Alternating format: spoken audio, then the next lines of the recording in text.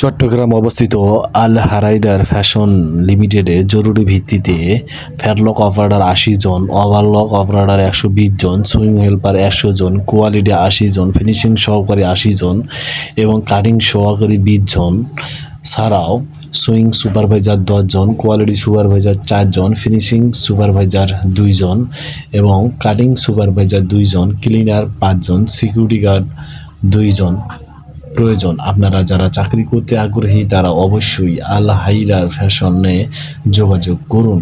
স্থান ১ নং রেলগেট, মুরাদপুর, ৫ লাইশ, চট্টগ্রাম।